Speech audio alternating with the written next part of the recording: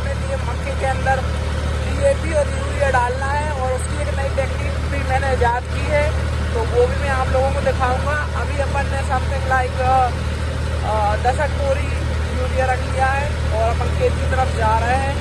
लो जी sir, अपन खेत आ गए हैं और सोयाबीन आज लगभग 21-22 दिन का हो गया है। और भाई बारिश हमारे यहाँ बहुत कम हो रही है, आजू बाजू बारिश हो रही है, सिर्फ हमारे गांव में बारिश नहीं हो रही है, और गांव में हो रही है और खेत में और ज़्यादा कम हो रही है।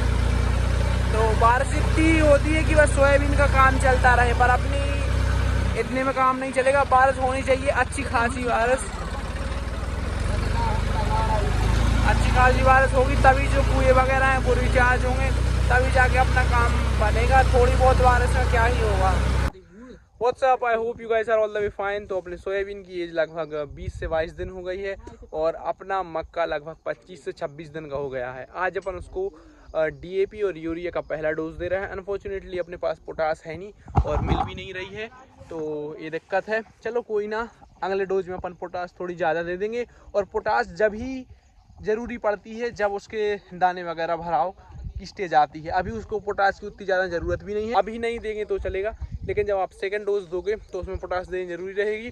तो अपन सेकंड डोज में पोटास दे देंगे। और अभी मैं आपको मक्के की कंडीशन दिखा देता हूँ। ये देखो भाई सोयाबीन है, इसके अंदर से जो मूंग के पौधे हैं देखो ये पड़े हैं। इस टाइप से मूंग के पौधे की रोगिंग करवा दी गई है, क्योंकि जो मूंग थी उसमें येलो मोजेक आया था, तो रिस्क थी कि जो येलो मोजेक है वो ट्रांसफ़र ना हो जाए, तो अपन ऐसा खेत से निकलवा के ऐसे डलवा दिए हैं। तो अब इसमें मूंग के पौधे बिल्कुल भी नहीं बचे हैं, तो येलो मोजेक आने के चांसेस बहुत कम हो जाएंगे। और ये देखो इल्लियों का अटैक तो है ही, तो इल्लियों के लिए भी अपने लिए स्प्रे करना पड़ेगा। और मक्के की कंडीशन देखो, ये मक्का अच्छा क्यों है और ये कमज़ोर क्यों है, क्योंकि इधर कचड़े की दवाई नहीं डली है, एट्राजिन और टेम्बू नहीं डली है, और यहाँ पर डली है। तो इधर कचड़ा भी नहीं है, और इधर आप कचड़ा देखो कितना ज़्यादा कचड़ा है। तो कचड़े की दवाई ने थोड़ा सा साइड इफ़ेक्ट किया था। अपन यूरिया डलवाएंगे, DAP डलवाएंगे, और 5 दिन बाद आप देखना कैसे रिजल्ट आते हैं, नेक्स्ट लेवल रिजल्ट आएंगे। अभी इसमें कचड़े की दवाई का झटका है, जैसे ही अपन DAP यूरिया वगैरह डालेंगे तो सारा का सारा रिकवर हो जाएगा। अब अपन 2 बोरी यूरिया और 1 बोरी DAP मिक्स करते हैं, और ये मैंने एक यंत्र बनाया है जिससे अपन खाद डालेंगे। ऐसे देखो, इसको ऐसा पकड़ लेंगे और इसमें खाद डालते जाएंगे और ऐसे चलते जाएंगे ऐसे। हाँ हाँ हाँ हाँ हाँ, त्रिपाल तो अच्छी है।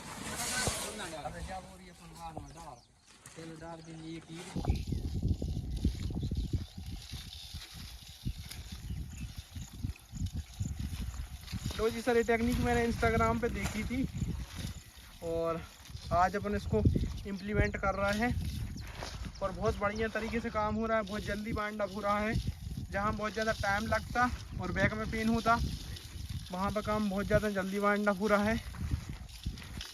और अपन कम से कम 2 बारी खाद डालेंगे इसी टाइप से, और अगर बनेगा तो तीसरी बार भी डाल सकते हैं, और मोस्ट प्रोबेबली 2 ही बार डालेंगे।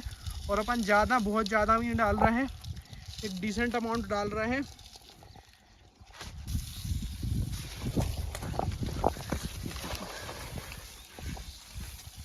तो भाई खाद बहुत ज़्यादा कम लग रहा है इधर। अभी अपन ने बस 3 बोरियां खोली थी और वहाँ पे पहुँच गए हैं ये लोग, तो खाद मेरे हिसाब से ज़्यादा ही लगेगा। तो अपन एक काम करेंगे, आज से 15 दिन बाद फिर से एक बारी खाद डलवा देंगे, इतना ही। ज़्यादा खाद डालने से फ़ायदा नहीं है, उस खाद को आप 2 या 3 बारी लगा दो, उसी खाद को, तो बहुत बेहतर रहेगा। आपके पौधे पे कोई साइड इफ़ेक्ट भी नहीं होगी और ओवर ग्रोथ भी एकदम से नहीं होगी, ठीक ठाक ग्रोथ होगी और सब बढ़िया रहेगा। बस ये है कि थोड़ा आपको लेबर ज़्यादा लगेगा, तो चलो कोई ना, लग जाए दो। और भाई सोयाबीन के हाल कुछ ऐसे हैं, खेत कवर होने को है। देखो ये अपना सबसे कमज़ोर वाला सोयाबीन है, क्योंकि यहाँ पे मूंग लगी थी। जहाँ पे भी मूंग लगी होती है वहाँ पे सोयाबीन थोड़ा अच्छे से ग्रो नहीं करता। जहाँ पे मूंग नहीं लगी थी वहाँ पे तो और नेक्स्ट लेवल खेत हो चुके हैं। जो अपना नॉर्थ फार्म है वहाँ पे भी बिल्कुल पूरे मज़े हैं। यहाँ पे कोई भी कचड़ा नहीं बचा है, जो कचड़ा रह गया वो आप देख लो इधर, कोई भी कचरा नहीं दिखेगा आपको, क्योंकि अपने खेत में दूधी कम होती है और त्योरैया कम होती है। और अपन ने जो स्प्रे किया है उसमें दूधी और त्योरैया बच जाती है, बाकी सब चला जाता है। तो बाकी अपने खेत से सब चला गया है, बोखना बोखनी सब कुछ, बस दूधी बची है अपने नॉर्थ फार्म में। और उसके साथ दूधी और त्योरैया 2 चीज़ें नहीं गई हैं अपने नॉर्थ फार्म में, तो वो लेबर से हैंड पिकिंग करवानी पड़ेगी। और इसमें अपन ने मूंग की हैंड पिकिंग करवा ही दी है। क्या हो गया?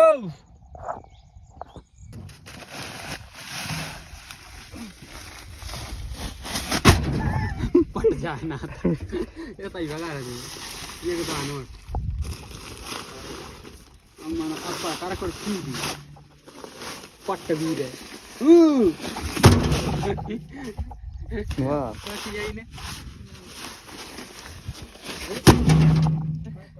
Sir evening half has been started और भाई थोड़ी थोड़ी बारिश हो रही है।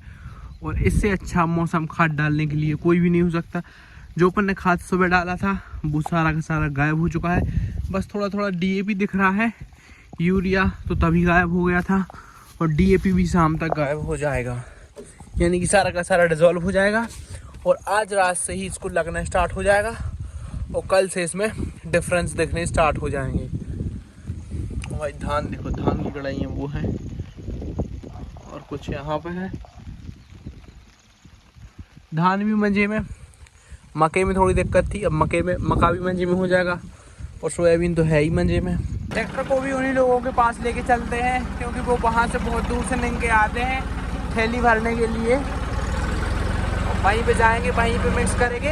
अपन 1 बोरी डीएपी की ले रहे हैं और 2 बोरी यूरिया की ले रहे हैं और फिर अपन इसको डाल रहे हैं।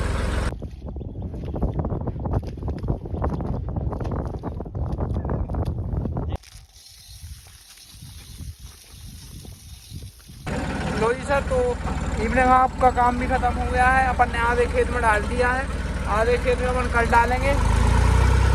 ट्राली चलते हैं घर की तरफ। ट्राली का टाइमिंग होगा, ट्राली के टायर घूमने बंद होगा तो अपन लिफ्ट उठा लेते हैं थोड़ी सी। अब चलते हैं, ट्रैक्टर से लिपेज मार रहा था।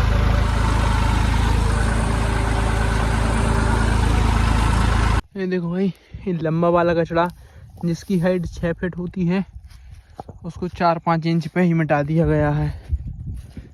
बस इसमें बटरी नहीं मरी है यार बताओ, बटरी से कमज़ोर क्या होता है, ये नहीं मरी है। इधर बटरी की खेती हुई थी लास्ट टाइम और चलो बहुत बहुत बेहतरीन कंट्रोल हो गया है कचड़े का। साकेत की कला है, साकेत का स्प्रे किया था और भाई पानी नहीं गिरा है पिछले 3 दिन से। ज़मीन में मॉइस्चर नाम की चीज़ नहीं है। और इस वाले प्लॉट की कंडीशन भी मैं आपको दिखा देता हूँ। इसमें उतना ज़्यादा कचरा नहीं था जितना इसमें था, इसमें बहुत ज़्यादा कचरा था। इसका भी कचरा मर गया है, ये देखो। अब तो दिख भी नहीं रही, अब तो दिख भी नहीं रहा है कि कहाँ गया। तो ऐसा ऐसा हो गया है, लेकिन इसका भाई कुछ नहीं हुआ है। इसका कुछ ना कुछ इलाज करना पड़ेगा, या तो फिर अपन एक बार क्लोविन स्प्रे कर सकते हैं। क्लोविन का स्प्रे नहीं करेंगे तो लेबर से हैंड पिकिंग करवाएंगे। मेरे हिसाब से तो अब अपन हैंड पिकिंग करवाएंगे, स्प्रे वगैरह कोई भी नहीं करेंगे क्योंकि अब स्प्रे की स्टेज निकल भी गई है। और ये M85 वैरायटी है जो कि 30 दिन के समथिंग फ्लावर आने स्टार्ट हो जाते हैं। 1-2 पौधों में 30 दिन के समथिंग फ्लावर दिखने लगते हैं। और ये देखो,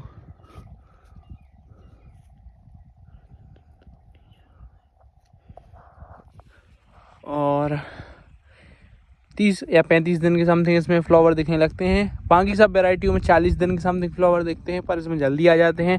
तो इसमें अपन अब दवाई, कोई भी कचरे की दवाई मेरे हिसाब से नहीं डाल सकते। डालने को क्या दिक्कत है, डाल देंगे, लेकिन वो अपना सीधा सीधा प्रोडक्शन इफेक्ट करेगी। अब अपन को इसकी ग्रोथ पे, चौड़ाई पे, ब्रांचिंग पे ध्यान देना पड़ेगा।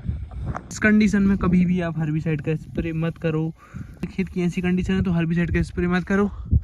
पर अपने जो भैया हैं वो देखो वहाँ पे वो स्प्रे कर रहे हैं। मैंने उनसे बोला भी था कि आज आप स्प्रे मत करो, आज रात को पानी गिर जाएगा, कल सुबह स्प्रे कर लेना। तो उन्होंने कहा चलो थोड़ा सा करना है मुझे, अभी ज़्यादा भी नहीं कर रहा, 4-5 टंकी का कर रहा हूँ। तो वो कर रहे हैं, वो डाल रहे हैं हाचीबिन और उसके साथ क्लोबिन। क्लोबिन नेक्स्ट लेवल चीज़ है, पत्ते की धुएँ निकाल देती है अच्छी खासी नमी होने के बावजूद भी।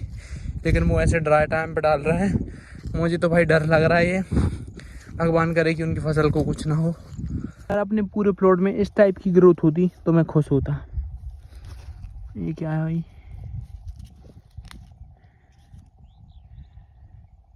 ये क्या है, ये अच्छे लक्षण नहीं है तुम्हारे सोयाबीन, बहुत बुरी बात है। मेरा दिल धक हो जाता है इन सब चीज़ों को देख के, ये मत किया करो।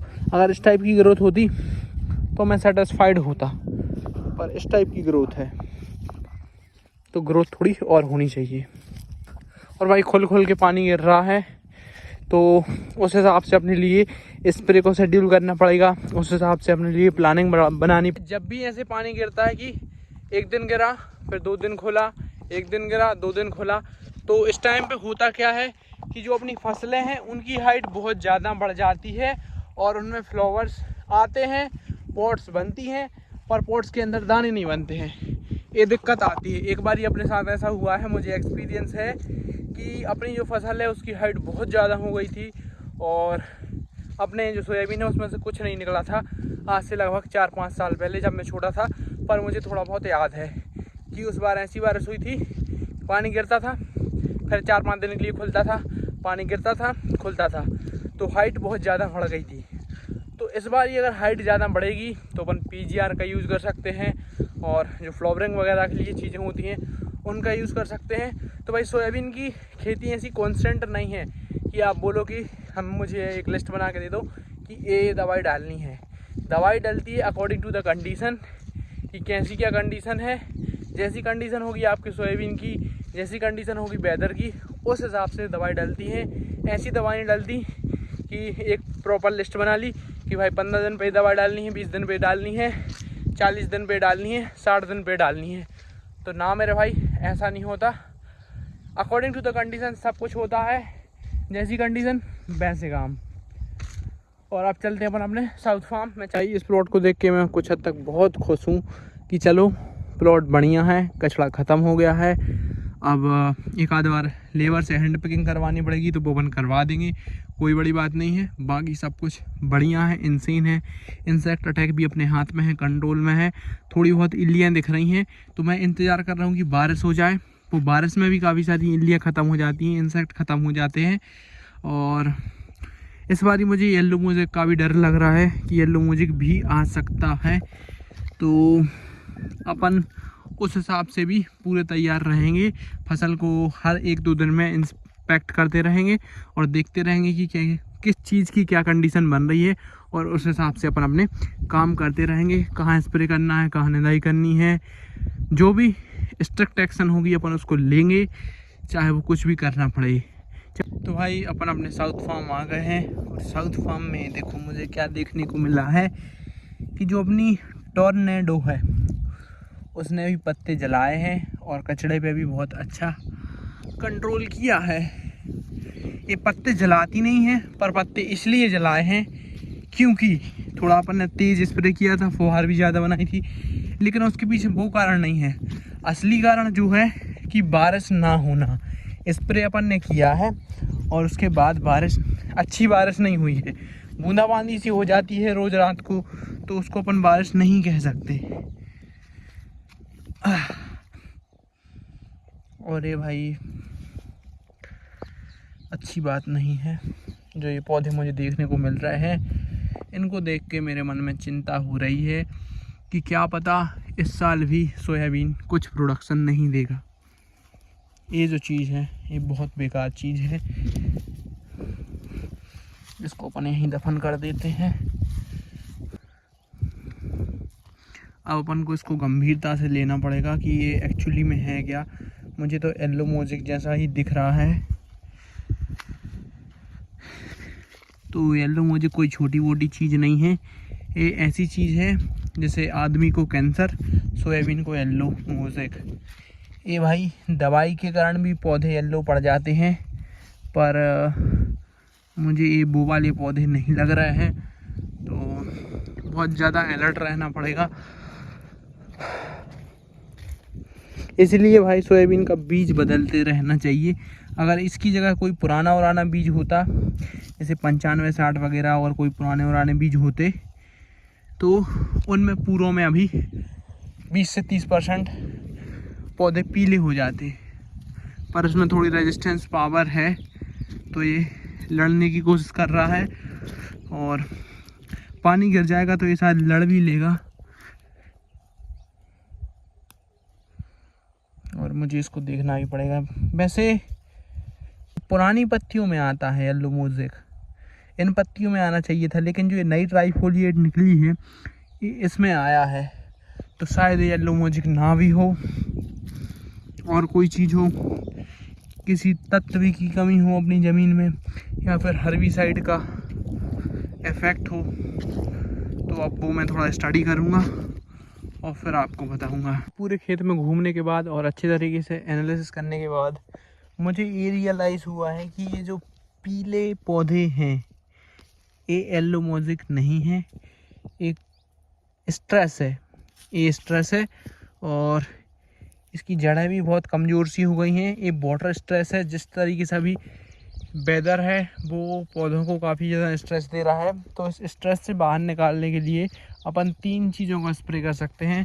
पहली चीज़ है ह्यूमिक एसिड, दूसरी चीज़ है 1919, और तीसरी चीज़ है फंजीसाइड। तो इन तीनों चीज़ों को अपन मिक्स करके दे सकते हैं, सो दैट कि जो अपने ये पौधे स्ट्रेस में हैं ये स्ट्रेस से बाहर आ जाए।